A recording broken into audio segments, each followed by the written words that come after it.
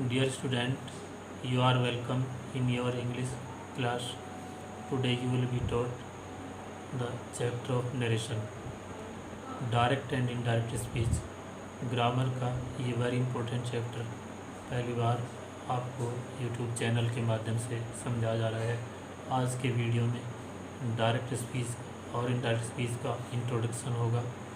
आपको बताया जाएगा डायरेक्ट स्पीच और इनडायरेक्ट स्पीच किसे कहते हैं और जो जनरल रूल्स होते हैं डायरेक्ट से इनडायरेक्ट स्पीच बनाने के वो बताए जाएंगे और डायरेक्ट से इनडायरेक्ट स्पीच बनाने में कितनी कैटेगरी सेंटेंस की होती है वो बताई जाएंगी और फिर इसके बाद की वीडियो में कैटेगरी वाइज आपको रूल और एग्जांपल्स दिए जाएंगे। आओ करते हैं टेस्ट।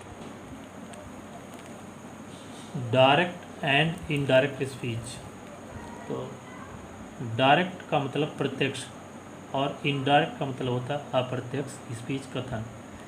यानी डायरेक्ट स्पीच में क्या होता है कि वक्ता के द्वारा कहे गए शब्दों को एज इट इज़ जो का त्यों बताया जाता है या लिखा जाता है। ये दिया है यहाँ पर। इनडायरेक्ट स्पीच, डायरेक्ट स्पीच में वी रिपीटेड हम दोहराते हैं द एक्चुअल वर्ड्स वास्तविक शब्दों को स्पोकन बाय द स्पीकर जो वक्ता के द्वारा बोले गए वास्तविक शब्द हैं उनको हम डायरेक्ट स्पीच में दोहराते हैं। These words are put in शब्दों को रखा जाता है विद इन इन्वर्टेड कोमास के अंदर। फॉर एग्जाम्पल उदाहरण के लिए रवि सैड रवि ने कहा I am going to Agra now अब मैं आगरा जा रहा हूँ। तो यहाँ पर डायरेक्ट स्पीच का जो सेंटेंस है इसको आप देख रहे हैं, लगभग इसके 2 पार्ट हैं। 1 पार्ट इसका इन्वर्टेड कोमास के अंदर है और एक पार्ट जो उसका फर्स्ट है वो इन्वर्टेड कोमास से बाहर है। तो यहाँ पर हमने संकेत भी हिंट भी लगाया है। जो इन्वर्टेड कोमास से बाहर का पार्ट है इससे जहाँ वर्ड होता है कोमे के द्वारा सेपरेट किया जाता है, इस पार्ट को हम रिपोर्टिंग वर्ब कहते हैं। अर्थात ये होता है वक्ता का संबोधन, यानी वक्ता किसको कहता है। इसके बाद फिर इन्वर्टेड कोमास के अंदर का जो स्टेटमेंट होता है उसे हम कहते हैं रिपोर्टिंग स्पीच, वक्ता का कथन यानी वक्ता के द्वारा बोले गए शब्द। तो ये डायरेक्ट स्पीच का इंट्रोडक्शन था। अब बात करते हैं इनडायरेक्ट स्पीच की। इनडायरेक्ट स्पीच में हम देखिए समझिए क्या है। Indirect speech tells us, indirect speech हमें बताती है व्हाट समवन एल्स सेड, क्या किसी अन्य व्यक्ति के द्वारा कहा गया। अर्थात किसी अन्य व्यक्ति के द्वारा क्या कहा गया उसे किसी अन्य व्यक्ति के द्वारा कहा जाता है इनडायरेक्ट स्पीच में। देयरफॉर इसलिए it also called reported speech, इसलिए इसको रिपोर्टेड स्पीच भी कहते हैं। Indirect speech does not tells us, indirect speech हमें नहीं बताती द एग्जैक्ट वर्ड, बिल्कुल यथार्थ शब्दों को, बट ओनली द मीनिंग, लेकिन केवल उनका अर्थ बताती है। इनडायरेक्ट स्पीच में हम जो रियल वर्ड्स होते हैं, एक्चुअल वर्ड्स होते हैं जो स्पीकर के, उनको नहीं लिखते बल्कि उनका सेंस, उनका मीनिंग लिखा जाता है, बताया जाता है। Inverted commas are not use, और इन्वर्टेड कोमास का भी प्रयोग इसमें नहीं किया जाता। फॉर एग्जांपल उदाहरण के लिए वी चेंज हम बदलते हैं अबाउट रिटिन डायरेक्ट स्पीच सेंटेंस, ऊपर लिखे हुए डायरेक्ट स्पीच के जो सेंटेंस है वाक्य उसको हम इनडायरेक्ट स्पीच में चेंज करके दिखाते हैं। इससे मालूम हो जाएगा कि किस प्रकार से परिवर्तन होता है डायरेक्ट स्पीच से इनडायरेक्ट स्पीच बनाने में। इनटू इनडायरेक्ट स्पीच में इनटू फॉलोइंग वे, निम्नलिखित तरीके से। यहाँ पर हमने इसको लिया है रवि सैड, यहाँ तक जो का त्यों है रवि सैड तक। इसके बाद जो इन्वर्टेड कोमास था उसको रिमूव कर दिया गया, उसको हटाया गया है, उसके स्थान पर दैट कंजक्शन यूज किया गया है। Ravi said that Ravi said that, इसके बाद फिर जो आई था प्रोनाउन था रिपोर्टिंग स्पीच में, उसको जो है ही में चेंज किया गया है, अर्थात प्रोनाउन को भी बदला गया है, चेंज किया गया है। वर्ब एम के स्थान पर वाज की गई है, बदली गई है। तो he was going to Agra, और ये नाउ जो शब्द था बाद में सेंटेंस में, उसके स्थान पर देन रखा गया है।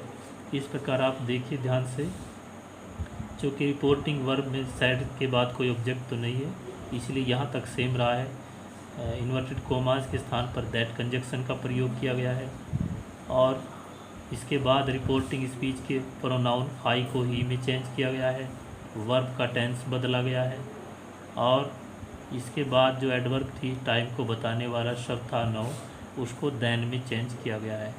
इस प्रकार इतने सारे परिवर्तन, सामान्य परिवर्तन जो डायरेक्ट से इनडायरेक्ट स्पीच बनाने के होते हैं, ये आपको इस एग्जाम्पल के माध्यम से बताया गया। अब आगे चर्चा करेंगे कुछ मेन पॉइंट्स की, डायरेक्ट स्पीच के मेन पॉइंट क्या होते हैं, और फिर उससे आगे बढ़ेंगे कि सामान्य रूल्स क्या होते हैं डायरेक्ट से इनडायरेक्ट स्पीच बनाने के। Main points of direct speech के मुख्य बिंदु। नंबर 1 पॉइंट है स्पीकर्स स्टेटमेंट इज पुट, वक्ता का जो स्टेटमेंट होता है उसको रखा जाता है विद इन इन्वर्टेड कोमास के अंदर। जैसा कि ऊपर था, वक्ता रवि है, और रवि के जो शब्द हैं कि I am going to Agra no, उनको इन्वर्टेड कोमास के अंदर रखा गया है। तो पहला पॉइंट तो ये डायरेक्ट स्पीच का ये है। दूसरा पॉइंट है comma is use after reporting verb. जब डायरेक्ट स्पीच होती है तो इन्वर्टेड कोमास से पहले नीचे जहाँ पर रवि सैड है, ये कोमा यहाँ पर यूज किया हमने, वहाँ सेंटेंस में ध्यान से देखोगे आप पता मालूम हो जाएगा कि ये कोमा जहाँ पर रिपोर्टिंग वर्ब समाप्त होती है वहाँ पर ये छोटा कोमा लगाया जाता है। आफ्टर रिपोर्टिंग वर्ब के बाद, एंड बिफोर इन्वर्टेड कोमास, और इन्वर्टेड कोमास से पहले, शुरू करने से पहले, जहाँ पर साइड पर ये इस प्रकार से हमने लगाया है। पॉइंट नंबर 3 है फर्स्ट लेटर, प्रथम जो अक्षर होता है विद इन इन्वर्टेड कोमास के अंदर का, इज रिटिन कैपिटल, इसको कैपिटल में लिखा जाता है। जैसा कि वहाँ पर आई है, आई को कैपिटल में लिखा गया है। इसके बाद बात करते हैं general rules of changing direct to indirect speech. अब ये सामान्य नियम है डायरेक्ट स्पीच से इनडायरेक्ट स्पीच बनाने के लिए। नंबर 1 पॉइंट है no inverted commas is use. ये इन्वर्टेड कोमास का चिन्ह ऊपर देख भी आप चुके हो। तो जब हमने डायरेक्ट से इनडायरेक्ट स्पीच बनाई तो इन्वर्टेड कोमास को हमने रिमूव कर दिया, उसके स्थान पर दैट कंजक्शन बताया था, ठीक है, उसको हटा दिया था, हमने रिमूव कर दिया। नंबर 1 पॉइंट तो ये है चेंजिंग। नंबर 2 पॉइंट है comma is not use after reporting verb. अब वो जो कोमा रिपोर्टिंग वर्ब सेट के बाद हमने लगाया था उसका प्रयोग भी इनडायरेक्ट स्पीच में नहीं होता, चूँकि वहाँ पर कंजक्शन आ जाता है। Point number 3 tense of reporting speech change. Reporting speech के अंदर जो वर्ब है उस वर्ब का टेंस भी चेंज होता है।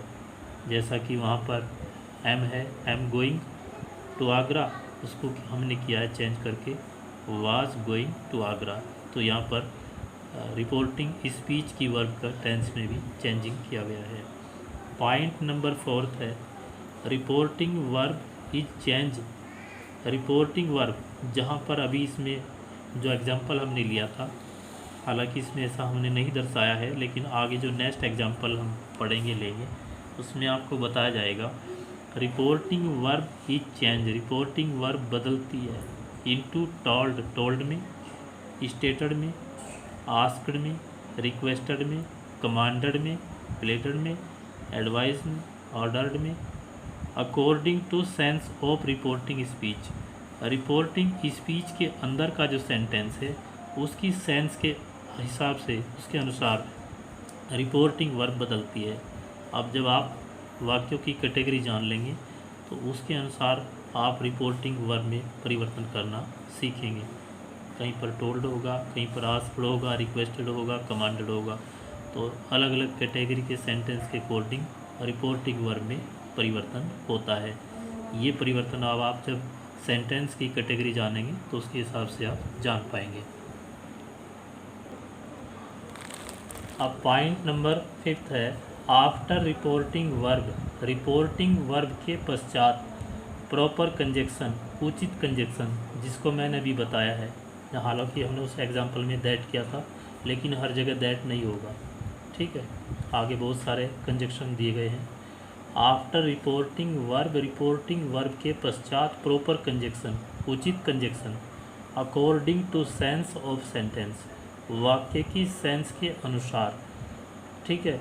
वाक्य असर्टिव है, कैसा है, उसके according. That, if, whether, asked और इंक्वायर्ड, ऑफ, एट्सा आर यूज, इस प्रकार के कंजक्शनों का प्रयोग किया जाता है। Point number 6, beside I and proper noun. I और प्रॉपर नाउन के सिवाय, इनको छोड़ते हुए first letter of reporting speech, R S को मैंने शॉर्ट में लिखा, रिपोर्टिंग स्पीच को आर एस के द्वारा। Besides I and proper noun, I और प्रॉपर नाउन को छोड़ करके first letter of reporting speech, reporting speech का जो प्रथम अक्षर होता है, is written in small letter, ये छोटे अक्षर में लिखा जाता है। वहाँ पर हमने आई को कैपिटल में लिखा था, लेकिन फिर ही हो गया तो उसको जो है स्मॉल लेटर में लिखा गया। Point number 7, 3 following change also we do. 3 निम्नलिखित परिवर्तन भी हम करते हैं। Tense of verb of reporting speech, यह भी ऊपर बताया भी हमने। रिपोर्टिंग स्पीच के वाक्य की क्रिया में परिवर्तन। Next point, pronoun of reporting speech, जैसा कि आई को ही में चेंज किया। रिपोर्टिंग स्पीच के प्रोनाउन में परिवर्तन। Next point, word showing nearness of time और position in reporting speech. Reporting speech में वह शब्द जो समय या स्थिति की निकटता का ज्ञान कराता हो, उसमें भी परिवर्तन किया जाता है, जैसा कि नो को हमने देन में चेंज किया है वहाँ पर एग्जाम्पल में। अकॉर्डिंग टू मीनिंग, अब मीनिंग के अर्थ के हिसाब से अनुसार सेंटेंस आर डिवाइडेड, वाक्यों को बांटा गया है इनटू 5 फॉलोइंग कैटेगरी, 5 निम्नलिखित वर्गों में।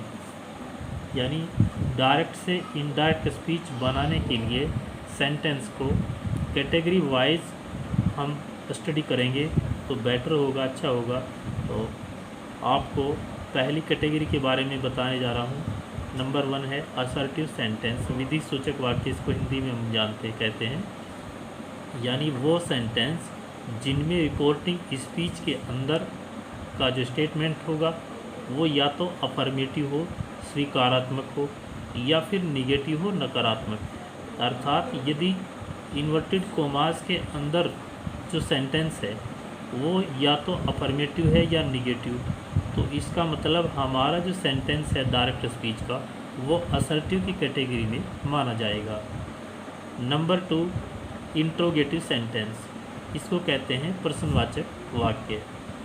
अब प्रश्नवाचक वाक्य वो होगा जो इन्वर्टेड कोमास के अंदर जिसमें क्वेश्चन वर्ड होगा, प्रश्नवाचक स्टेटमेंट होगा।